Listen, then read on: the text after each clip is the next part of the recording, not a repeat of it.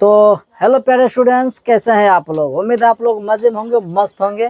मैं पांडव सर हर दिन की तरह आज भी आप लोगों का इस चैनल पर स्वागत करता हूं। आज की इस वीडियो में हम लोग पढ़ने वाले हैं बिहार बोर्ड की क्लास 9 का मैथमेटिक्स में तीसरा चैप्टर निर्देशांक ज्यामिति। हालांकि आज के चैप्टर इस चैप्टर के आज का ये पहला वीडियोज है।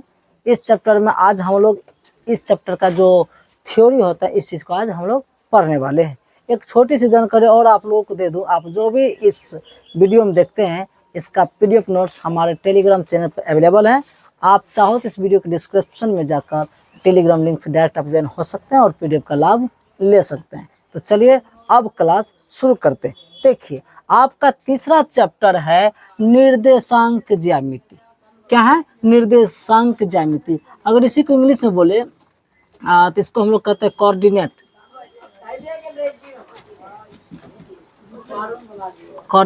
ज्योमेट्री। ठीक है, इसको इंग्लिश में हम लोग क्या बोलते हैं? Coordinate geometry. निर्देशांक का मतलब क्या होता है? किसी चीज को निर्देशित करना, कहीं पर अंकित करना। ठीक है, जब हम लोग कहीं पर कुछ बिंदुओं को निर्देशित कर देते हैं कि मान लो यहाँ पर एक बिंदु है, तो यहाँ पे है नहीं, निर्देश कर दे कि यहाँ पे क्या है, एक बिंदु है। और मैंने कहीं पे यहाँ पे एक बिंदु रख दिया, उसका भी कुछ नाम रख दिए, तो यहाँ पे हमने एक बिंदु को निर्देशित कर दिया, मैंने अपने आप में अंकित कर दिए। और यहाँ पर हमने एक बिंदु को अंकित कर दिया या निर्देशित कर दिए। अब दोनों बिंदु को मिलाएंगे तो एक रेखा बनेगी, जो रेखा भी दिखाई नहीं देती, क्योंकि रेखा जो ना अदृश्य होती है, रेखा को हम देख नहीं सकते हैं। रेखा की कोई मोटाई नहीं होती है, रेखा सिर्फ यहाँ से यहाँ तक की उसकी क्या होती है, लंबाई होती है। रेखा को आप मतलब उसकी मोटाई को आप नहीं देख सकते हैं, कितनी मोटी है इसकी कोई जवाब नहीं है। अर्थात रेखा के अदृश्य, एक कल्पना करने की चीज़ें हैं। हम आपको देख रहे हैं तो हमारी आंख से आपके बीच एक रेखा बनती है। ठीक है, जो कल्पना करने की बात होती है। रेखा की कोई मोटाई होती है नहीं जो दिखाई देगी। रेखा में सिर्फ और सिर्फ क्या होती है? लंबाई होती है। मतलब यहाँ से लेकर वहाँ तक, जहाँ तक हम देख पा रहे हैं। तो हमारी आंख से लेकर जिस वस्तु को हम देखते हैं वहाँ पे एक हमारी आंख और उस वस्तु के पीछे क्या बनती है? रेखा बनती है। और वो बनते हैं, हम लोग कल्पना करते हैं, असल में उसकी कोई मोटाई नहीं होती। और जहाँ से लेकर जहाँ तक हम लोग देखते हैं वहाँ से वहाँ तक की दूरी क्या कहलाती है? रेखा की लंबाई कहलाती है। इसलिए रेखा में केवल क्या होती है? लंबाई होती है, ना तो चौड़ाई होती है, ना ही मोटाई होती है। यहाँ तक बात समझ में आ गई। चलिए, चौड़ाई लंबाई के सब को यहाँ पर कोई ज़्यादा काम नहीं है, थोड़ा समझा दिए। तो निर्देशांक ज्यामिति का मतलब, ज्यामिति का मतलब जमीन को मापना। ठीक है, जमीन से संबंधित, जैसे जमीन पर तरह तरह की चीज़ें मापते हैं, चाहे पर्वत हो, पहाड़ हो, जमीन हो, खेत खलिहान मापते हैं जी, उसको कहते हैं हम लोग ज्यामिति। लेकिन यहाँ पे निर्देशांक ज्यामिति, जमीन पर तो आसान है नापना, कहीं भी नाप लेते हैं हम लोग, कितना जमीन है, कितना मतलब मीटर है, कितना किलोमीटर है, कितना सेंटीमीटर, वो नाप लेते हैं। लेकिन कभी कभी क्या होता है, कहते कल्पना करके आप उसे मापिए। जब हम लोग कल्पना करके किसी बिंदु को निर्देशित करके मापेंगे तो उसी का नाम पड़ेगा क्या चीज? निर्देशांक ज्यामिति। अभी जो तुरंत बताए, यहाँ पे मैंने कल्पना किया कि यहाँ पे क्या है? बिंदु है। ठीक है, बिंदु हमेशा दो चीज रहेंगे, एक्स और वाई। और एक बिंदु यहाँ पर है, इसमें भी एक्स वाई, कोई अलग अलग बिंदु है। अब दोनों बिंदु को मिलाएंगे तो एक काल्पनिक रेखा होगी कि नहीं? तो यहाँ से यहाँ तक की माप क्या हो गया? ज्यामिति हो गया। लेकिन कैसी माप? निर्देशित करके मापा, इसलिए इस चैप्टर का नाम पड़ गया निर्देशांक ज्यामिति। पहले उसको कहीं पर निर्देशांकित कर देते हैं, कहीं पर अंकित कर देते हैं कुछ बिंदु को, और उसको हम नापते हैं। इसी को हम लोग क्या कहते हैं? निर्देशांक ज्यामिति। उम्मीद आप लोग इस चीज़ को समझ गए होंगे। अब उसके बाद हम आते हैं जो आपको इस चैप्टर में पढ़ना चाहिए, जो यहाँ पर देखिए, हम चलो इसको और छोटा करके आपको समझाने का हम प्रयास करेंगे। ठीक है, ताकि आपका स्पष्ट। जी देखो, यहाँ पर इसको और थोड़ा सा हम छोटा कर देते हैं। समझो मेरी बात, ये आपको स्पष्ट रूप से दिख रहा होगा। मैंने एक, यदि किसी ग्राफ कॉपी पे खींचा जाता है, वो आप लोगों को मालूम होने से ग्राफ कॉपी कैसी होती है, तो हम लोग मौखिक डायरेक्ट प्लेन पेज में बना दिया है। तो यहाँ से यहाँ तक एक रेखा खींचते हैं, यहाँ से एक ऐसे रेखा खींचते हैं। दोनों रेखा एक दूसरे पर क्या होना चाहिए? लंबवत होना चाहिए। क्या होना चाहिए? लंबवत। मतलब 90 डिग्री पे एक दूसरे को क्या होना चाहिए? काटना चाहिए। तो मैंने यहाँ पर एक एक्स अक्ष खींचा, एक वाई अक्ष खींचा। सर इसका नाम एक्स अक्ष क्यों रखा आप? देखिए, ये जो आप देख रहे हैं यहाँ पे एक्स, यहाँ भी एक्स है ना, इसको एक्स अक्ष कहते हैं। और जो लंबवत हम उसके ऊपर काटते हैं उसको हम लोग क्या कहते हैं? वाई अक्ष कहते हैं। अब एक छोटी सी जानकारी मैं और आपको देना चाहूँ, जिसे हम लोग एक्स अक्ष कहते हैं, वो असल में क्या होता है? क्षैतिज रेखा। क्या होता है? क्षैतिज रेखा होता है।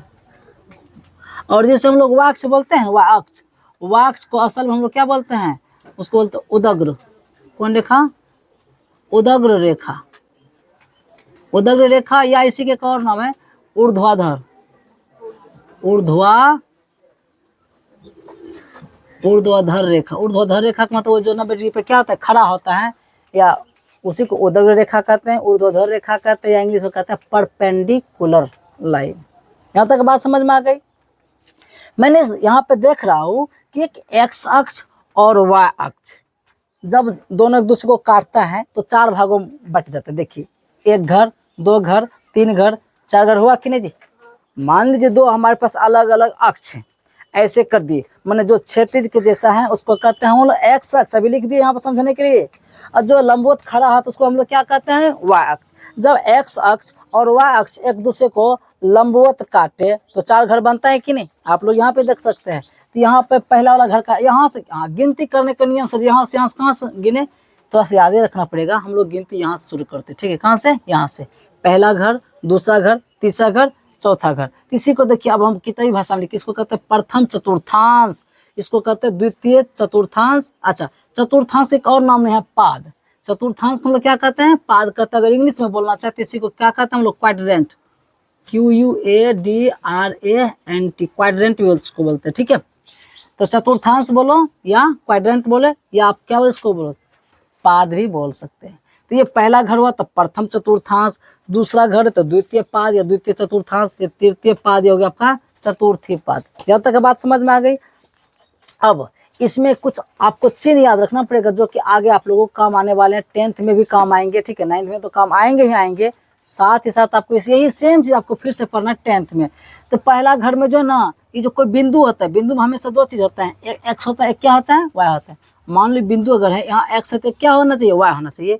तो बिंदु एक्स वाई जो भी होगा, तो प्रथम चतुर्थांश में जो बिंदु का चिन्ह होता है वो कैसा आता है, प्लस कोमा प्लस, मतलब दोनों क्या आएगा, प्लस में ही आएगा।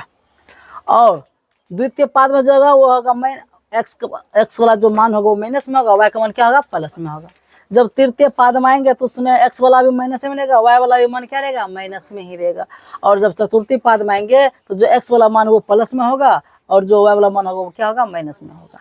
एक चीज और तो आप लोगों को बताने के लिए हम भूल गए थे, यहाँ पे जो दोनों अक्ष एक दूसरे को काटते उसको मूल बिंदु कहते हैं। और मूल बिंदु पर एक्स के लिए भी और वाई के लिए मान क्या होता है, जीरो होता है। क्या होता है, जीरो होता है। और मूल बिंदु को हम सामान्यतः ओ से प्रदर्शित करते हैं। किस से प्रदर्शित करते हैं, ओ से, जो आगे इसी में हम पढ़ाने वाले हैं। आगे सब कुछ लिखा दिए हैं, आप लोगों को टेंशन लेने की जरूरत नहीं है। देखिए, अब यहाँ पर ये जो लिखे है 0 से -1 -2 -3, इधर क्या होते जाएगा, घटते चले जाएगी। ये घटते जा रही है, बढ़ती नहीं जा रही, क्या होती जा रही है, घटते जा रही है। संख्या जितनी बड़ी होती जाएगी माइनस में क्या होती जाती है, घटती जाती है। इधर लेकिन 1 2 3 क्या होती जाती है, बढ़ती जाती है। यहाँ भी कम है, 1 2 3 4 अनंत तक क्या होती जाएगी, बढ़ती जाएगी। और ये नीचे भी क्या हो जाएगी, घटती चली जाएगी, ठीक है? अब देखो, ये तो सबको मालूम होना चाहिए कि ग्राफ आप लोग को ये नहीं कि पहली बार पढ़ रहे, पहले भी आप लोग ग्राफ कई बार बनाए होंगे। तो ग्राफ बनाते क्रम ये तो काम आप हर विद्यार्थी को करना ही पड़ता है। एक्स अक्ष और वाई अक्ष आपको खींचना ही पड़ेगा, तब ना आप ग्राफ खींचोगे। चलिए, इतना बात जब समझते हैं, इसमें जब बोले 4 घर बनते हैं, चारों घर का नाम भी मैंने रखा, प्रथम चतुर्थांश, द्वितीय चतुर्थांश, तृतीय चतुर्थांश और चतुर्थी चतुर्थांश, या उसको पाद बोल सकते हैं, आप क्वाड्रेंट बोलते हैं। सारी बात को एकदम बताते जा रहे, ठीक है? जो लंबवत होता है उसको हम लोग वाई अक्ष कहते हैं। वाई अक्ष को दोनों तरफ नाम उसका रखते हैं, वाई, यहाँ भी वाई है, यहाँ डैश लगा है। एक्स अक्ष में एक तरफ एक्स है, एक तरफ एक्स डैश है। ये डैश ये बताते हैं माइनस की तरफ है, ठीक है? जिधर डैश लगा रहेगा उधर क्या लगाना है, माइनस। जो उस पर उस संख्या रेखा पर जो संख्या दर्शाते हैं ना, वो माइनस में दिखाते हैं, जिधर डैश लगा हुआ होता है। और जिधर डैश लगा हुआ नहीं होता उधर क्या होता है, धनात्मक संख्या लिखी हुई होती है। चलिए, यहाँ तक समझने के बाद हम अब आगे आप लोगों से बात करेंगे इसमें कि ये जो चिन्ह आप याद करिएगा रट के, तो दिमाग खराब नहीं हो जाएगा, याद भी हो जाएगा लेकिन कुछ दिन बाद भूल जाइएगा। अभी जो हम आपको टेक्निक देने वाले हैं, अगर इस टेक्निक को अगर आप याद रखते हैं तो कहीं कोई दिक्कत होने वाली नहीं। क्या? तो आइए चलिए समझते हैं। प्रथम पाद में एक्स का मान और वाई का मान धनात्मक क्यों आता है, जैसे आप याद कीजिएगा ना कि प्रथम चतुर्थांश में दोनों का मान क्या आता है, प्लस से प्लस। तो कैसे, देखो यहाँ पे पहले एक्स का मान लेते हैं तब ना वाई का मान लेते हैं। यहाँ से एक्स अक्ष क्या है, प्लस में है, प्लस से प्लस है जी। यहाँ से वाई अक्ष किस रूप में है जी, प्लस से में, इसलिए प्लस प्लस लिए। बात समझ में आई? यहाँ पाइए, इस घर में देखते हैं एक्स वाला जो मान है क्या है, माइनस में है, लेकिन वाई वाला घर तो प्लस है। यही कारण था कि पहले माइनस तब प्लस। अब बात समझ में आई। जब हम तृतीय घर में आते हैं तो तृतीय घर में देखते हैं कि एक्स का भी मान माइनस में है और वाई का भी मान क्या है, माइनस में। यही वजह कि दोनों माइनस से होगा। अब दूसरी बात यहाँ पर, अब यहाँ पर देखते हैं एक्स का मान, पहले एक्स लेना तब वाई लेना, बिंदु हमेशा पहले एक्स तब वाई। तो यहाँ पे एक्स का मान धनात्मक है और वाई का मान क्या है, ऋणात्मक। यही वजह है कि प्लस हो गया पहले तो हो गया माइनस। ये भी टेक्निक सबको याद कर सकते बड़े आसानी सब, अब तो सबको याद हो जाएगा। लेकिन इससे भी और टेक्निक लेना चाहते, टेक्निक पर टेक्निक है। अगर ये प्लस प्लस है तो कनिया आ जाएगा माइनस माइनस, अगर ये माइनस प्लस है तो कनिया आ जाएगा प्लस। पलट देना सब कुछ। अब कितने टेक्निक दे, अरे प्लस प्लस तो माइनस माइनस, माइनस प्लस तो प्लस माइनस, कितने टेक्निक दे। अब तो जैसे याद रखना पड़ेगा। ऑब्जेक्टिव क्वेश्चन से पूछे जाते हैं, एक नहीं 3 4 5 6 प्रश्न से पूछे जाते एग्जाम में, समझ गए ना। इसको मजाक में मत लो। चलिए आप इसका स्क्रीनशॉट ले लीजिए बढ़िया से। देखिए इसमें एक चीज और हम आप लोगों को बताने के लिए भूल गए थे। यहाँ पर जो ऐसे वाई अक्ष है, ये एक्स अक्ष है, एक्स अक्ष पर की जो भी दूरियां होगी उसको हम लोग क्या कहते हैं, भुज कहते हैं। याद रखना क्या कहते हैं उसको, भुज कहते हैं। और वाई अक्ष पर की जो भी दूरियां होगी, चाहे इधर खींचो इधर खींचो, वाई अक्ष पर की दूरी को कोटि कहेंगे। और एक्स अक्ष पर, चाहे इधर हो या इधर हो, चाहे यहाँ से लेकर यहाँ तक की दूरी हो, एक्स अक्ष पर की जो भी दूरियां होगी उसको हम क्या कहेंगे, भुज कहेंगे। और वाई अक्ष पर की जो भी दूरियां होगी उसको हम लोग क्या कहेंगे, कोटि कहेंगे। यहाँ तक बात समझ में आ गई। चलिए हम इस पर आपको नेक्स्ट पेज पे इसी चीज को और दिखाने वाले। देखिए यहाँ पर हम एक बिंदु है, बिंदु हमेशा पहले एक्स का मान होगा तब क्या होगा, वाई का मान। पहले एक्स तब वाई। और एक्स वाला मान के हम लोग क्या कर सकते हैं, भुज कर सकते हैं। वो तो चलो ग्राफ की मदद से समझे। यहाँ पे समझिए, कोई भी जो बिंदु लिखते हैं ना, बिंदु में जो पहले एक्स देते हैं तब वाई देते हैं, तो एक्स क्या है आपका, भुज है, और वाई क्या है आपका, कोटि है। ये ऑब्जेक्टिव में पूछे जाते हैं, समझ गए ना। इसको ध्यान में रखते जाना। अब जो आपको पीछे पढ़ाए थे उस चीज को यहाँ पे लिखा है, देखिए ना। मूल बिंदु क्या है, एक्स अक्ष, अक्षा लिखा गया यहाँ पे, गलत लिखा गया है। चलो इसको काट करते हैं, काट कर हटाओ, ठीक है। एक्स अक्ष तथा वाई अक्ष जिस बिंदु पर प्रतिच्छेद करता है उसे मूल बिंदु कहते हैं। एक्स अक्ष ये वाला, वाई अक्ष ये वाला, जहां पे दोनों एक दूसरे को प्रतिच्छेद किया, काटा ना, वही क्या कहलाता है, यहाँ पे मूल बिंदु। तो पहले बताए थे ना, वहां पे मूल बिंदु। अब मूल बिंदु को हम लोग ओ से सूचित करते हैं या सूचित किया जाता है, वही बात जानते हैं। अब मूल बिंदु का जो निर्देशांक होता है याद रखना पड़ेगा, वो ऑब्जेक्टिव में पूछा जाता है। बार बार चिल्ला बोल रहे हैं। मूल बिंदु का निर्देशांक 0,0 होता है। यहाँ तक बात समझ में आ गई। उसके बाद अगला पॉइंट है कि एक्स अक्ष पर की दूरी को भुज कहते हैं। जो भी सब पढ़ा चुके उसी चीज को यहाँ पे एक सेंटेंस बना लिख देता है कि आप लोग भूलो नहीं, इस चीज को पढ़ोगे तो याद आ जाएगी।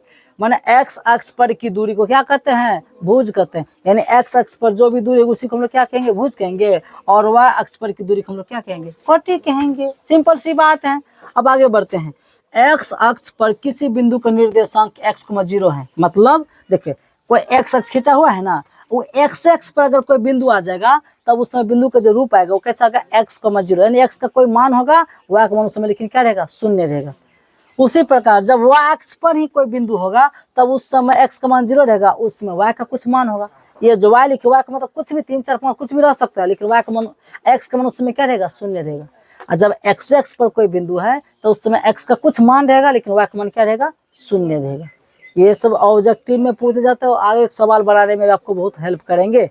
यहाँ तक बात समझ में आ गई। यहाँ तक बात जब समझ में आ गई तो आप इसका भी स्क्रीनशॉट ले लीजिए फटाक से। अब आप लोगों के सामने लाए हैं आपके ही किताब के प्रश्नावली 3.1, जिसमें ये सब एग्जाम में कभी भी पूछे नहीं जाएंगे। बकवास से दे दिए थोड़ा सा, चलो आपको संक्षिप्त में भी जानकारी आपको दे देते। यानी याद रखिए ये सब एग्जाम में पूछे नहीं जाते। एनसीईआरटी किताब में कुछ ऐसे भी सवाल रहते हैं जो कि नहीं पूछे जाते हैं, ऐसे प्रैक्टिस करने के लिए दे देते हैं। लेकिन कहता है एक व्यक्ति को आप अपने अध्ययन मेज पे रखे टेबल लैंप की स्थिति किस तरह बताएंगे। किसी व्यक्ति को अगर आपको बताना है कि कहीं पे टेबल पर या मेज पर एक लैंप रखा हुआ है, उसकी स्थिति आप कैसे बताएंगे। तो सीधी सी बात है, आप लोग ग्राफ की मदद से, यानी जब निर्देशांक ज्यामिति पर रहे, पहले हम एक टेबल बना लेते हैं। मान लो क्या है, एक टेबल है, ये क्या है, एक, अरे मान लो नहीं टेबल है, टेबल है, इसका ये लेग है ना। समझो मेरी बात, समझ रहे हो ना, समझो जी। बातें नहीं।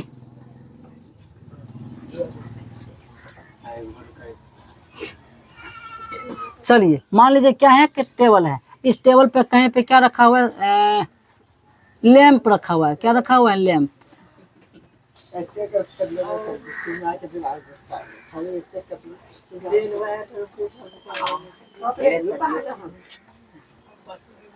ये लैंप है, ठीक है। अब लैंप रखा हुआ कहीं मेज पर, ठीक है, उसकी स्थिति बताना है। हम स्थिति यही बताएंगे, मान लो किसी बिंदु पे लैंप रखा हुआ है, इधर से जो दूरी है, इधर से दूरी, इधर से दूरी, यहाँ से यहाँ तक की दूरी क्या है, मान लो वो 3 पर है। कितना पर है? 3 पर। 3 इकाई, 3 सेंटीमीटर, मीटर कुछ भी हो सकता है, सेंटीमीटर मानो। इधर से जो है वो कितना पर है? 2 पर है। तब यहाँ पर जो बिंदु होगा, अगर इसको आप एक्स अक्ष मानते, इसको क्या मान लेते हैं? एक्स अक्ष। तो यहाँ पे एक बिंदु तैयार होगा, वो होगा 3। क्या होगा? 3,2। तो हम यही स्थिति बता पाए कि जो लैंप है ना, लैंप मेज के माने एक्स अक्ष के अनुसार से जो है ना, एक्स अक्ष के अनुसार से 3 है और वाई अक्ष के अनुसार से क्या है? 2 सेंटीमीटर पर क्या है? लैंप रखी हुई है। यानी ये परीक्षा मतलब ये जो प्रश्न है एग्जाम में नहीं पूछे जाएंगे, ऐसे टेस्ट के लिए दिए थे। किसी भी हिसाब से इसकी स्थिति को दर्शा सकते हैं।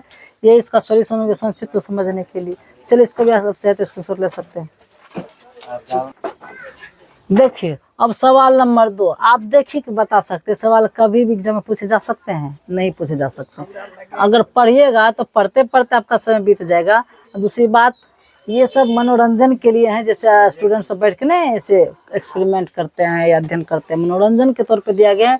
ये हम बोल देते हैं। हम ये कभी नहीं कहते बच्चों को कि ये एग्जाम में प्रश्न आएंगे, ये इंपॉर्टेंट है, भी आए हैं, लेकिन हम ये जरूर कहते हैं कि कौन नहीं आएगा, ठीक है। और जो मैं बोलता हूँ वही वो सच ही होता है। ये कभी भी आपके एग्जाम में नहीं पूछे जाएंगे। तो कम से कम आपका सिलेबस तो छोटा हो गया ना। कुछ सवाल तो कह देते हैं ना कि नहीं पूछेगा, जो बोल देते नहीं पूछेगा तो सच में नहीं पूछेंगे। लेकिन हम ये कभी नहीं कहेंगे आएगा, क्योंकि आ भी सकता है, नहीं आ सकता है, लेकिन कौन नहीं आएगा ये कन्फर्म है। तो आप इसको समझ सकते हैं। तो फिर सब एग्जाम में नहीं पूछ जाते हैं, तो इसको भी इस सवाल को छोड़ दीजिएगा। उसके बाद प्रश्नावली 3.1 में कोई सवाल है ही नहीं, तो आप लोग प्रश्नावली 3.2 से फिर बढ़िया से पढ़िएगा, तो ठीक है। तो आज की इस वीडियो में इतना ही रहने देते हैं। मिलते हैं फिर नेक्स्ट वीडियो में फिर नए टॉपिक के साथ। तब तक आप लोग अपना ख्याल रखें। धन्यवाद। तो लव